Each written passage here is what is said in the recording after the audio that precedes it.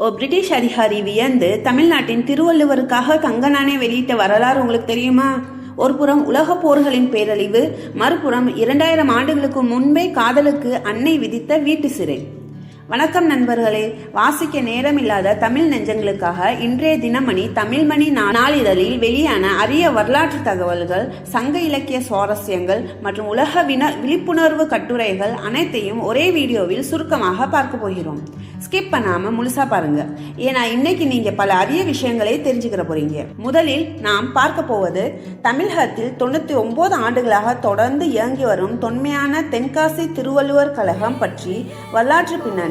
கடந்த 1927 வழக்கறிஞர்களால் தொடங்கப்பட்ட இந்த அமைப்பின் முதல் விழாவுக்கு தலைமை தாங்கியவர் தமிழறிஞர் ராபி சேதுப்பிள்ளை. மறைமலை அடிகள், குன்றக்குடி அடிகளார் போன்ற மாபெரும் அறிஞர்கள் வளர்த்த கழகம் இது. இங்குதான் ஒரு சுவாரஸ்யமான உலக வரலாறு ஒளிந்திருக்கிறது. 1796 சென்னை நாணய சாலையின் மேலாளராக இருந்த எல்லிஸ் துரை என்ற பிரிட்டிஷ் அதிகாரி தமிழின் மீது கொண்ட காதலால் 1807 திருவள்ளுவர் உருவம் பொறிக்கப்பட்ட தங்க நாணயங்களை வெளியிட்டார். அந்த நாணயங்கள் இப்போதும் லண்டன் பிரிட்டிஷ் அருங்காட்சியகத்தில் பாதுகாக்கப்பட்டு வருகின்றன. ஆங்கிலேயரே வியந்த தமிழ் நம் தமிழ். அடுத்ததாக சங்க இலக்கிய நூலான நற்றிணையின் 63வது பாடலுக்குள் செல்வோம். நெய்தல் நிலப்புலவர் உலோச்சனார் எழுதிய ஒரு அழகான காதல் கதை இது. கடற்கரை கிராமத்தில் ஒரு தலைவனும் தலைவியும் உயிருக்குயிராக காதலிக்கிறார்கள். ஆனால் இவர்களின் காதலுக்கு 2 எதிரிகள் வருகிறார்கள். ஒன்று அலுங்கல் ஊர், அதாவது காதலை பற்றி தப்பும் தவறுமாக பேசும் ஊர் மக்கள். 2 அரணில் அன்னை, காதலை புரிந்து கொள்ளாமல் தலைவியை கொடுமையாக வீட்டு சிறையில் பூட்டும் தாய்.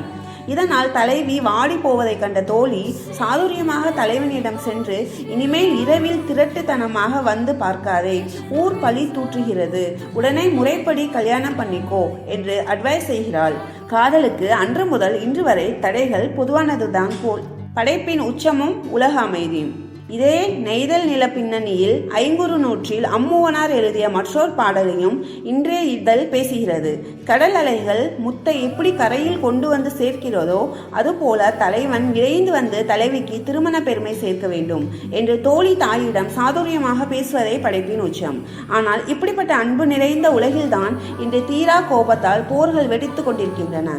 புறநானூறு அன்று கேட்ட ஒருவரை ஒருவர் கொல்லும் இந்த உலகம் இயற்கையானதா என்ற கேள்வி இன்றும் உலக போர்களுக்கு பொருந்தி போகிறது.